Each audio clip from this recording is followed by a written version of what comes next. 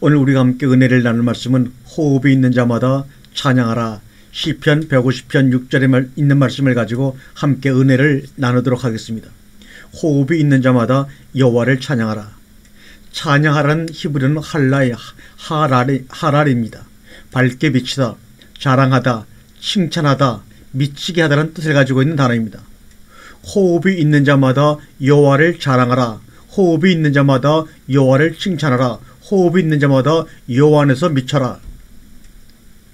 살아있는 자들에게 하시는 말씀인데 왜 호흡이 있는 자마다라고 하셨을까?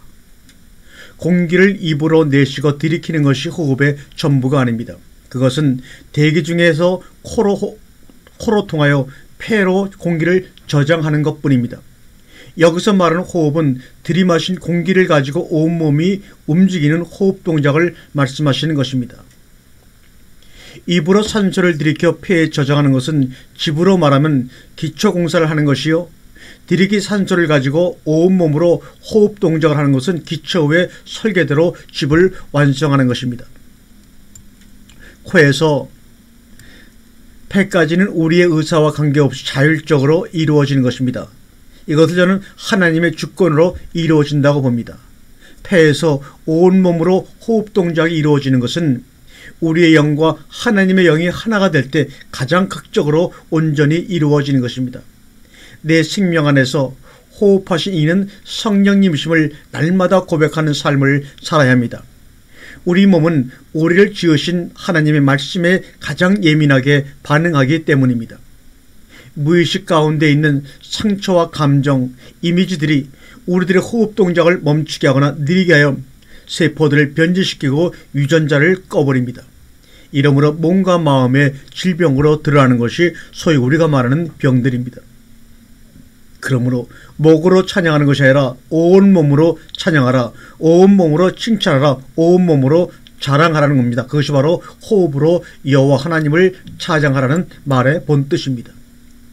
호흡이 동작하면 온몸의 세포가 자극을 받아 전기 충격을 받아 춤추기 시작합니다. 전기 충격을 받으니 전기장이 발생되어 자연히 몸에 빛이 켜지기 시작합니다. 그러므로 몸을 통해 밝게 비치기 시작한다고 하시는 것입니다. 내 몸을 벗어나 다른 것을 통해서 하나님을 증거하려고만 하니 삶의 기쁨과 증거가 없는 것입니다. 주님은 여러분의 몸을 통해 세상과 여러분 자신이 하나님을 경험케 원하시는 간절함이 본문에 배어있는 것을 느끼셔야 합니다. 그것을 보신 하나님이 너무 기뻐서 어쩔 바를 모르시는 것, 이것이 하나님을 미치게 한다고 하는 것입니다. 복음성가 중에 그가 너로 인하여 기쁨을 이기지 못하시며 너를 잠잠히 하시며 즐거이 부리며 기뻐하시랴. 시가랴 선지자의 애언이 이루어지는 것입니다.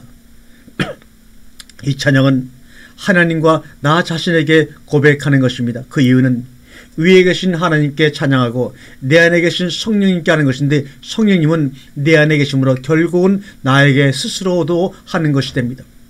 로마서 8장의 말씀처럼 내 안에 계신 성령님은 우리 영과 더불어 우리가 하나님의 자녀인 것을 증거하시는 분이시므로 우리가 위에 계신 하나님께 찬양하는 것을 통하여 우리가 하나님의 자녀임을 드러내시겠다는 말씀과 같은 것입니다. 왜 여호와를 찬양하라고 했을까요? 여호와는 문자 그대로 스스로 있는 자라는 뜻이죠. 다시 말하면 스스로 존재할 수 없는 우리가 스스로 존재하시는 그분으로 말미암아 호흡을 이어갈 수 있기에 여호와를 늘 찬양하라는 것입니다. 여호와 하나님이 순간마다 나에게 생기를 불어넣어 주시니 나는 그 생기를 가지고 온몸으로 호흡하며 살 수 있기에 진정 찬양을 드리며 당신을 세상에 자랑하며 칭송하며 드러냅니다라는 신앙의 고백입니다. 그러므로 어떤 특별한 행위로가 아니라 하나님은 오직 우리의 찬양을 통해 세상에 드러나시는 분이십니다. 다른 길은 우리에게 주신 적이 없습니다. 2018년 새해에는 많은 소원들이 있으실 겁니다. 그 소원을 이루시기 위해서는 열심히 노력하고 기도하는 것도 중요하지만 더욱더 중요한 사실은 여호와를 기뻐해야 한다는 사실입니다. 여호와를 기뻐하라는 말은 본문에 호흡이 있는 자마다 여호와를 찬양하라는 말씀과 같은 뜻입니다. 다른 시편 기자가 다른 방식으로 표현한 것입니다. 여호와를 기뻐하라. 그가 내 마음의 소원을 내게 이루어 주시리라. 시편 37편 4절의 말씀입니다. 주 안에서 스스로 밝게 빛나라. 그러기 위해서는 생기를 온몸으로 호흡할 때만이 가능한 일입니다.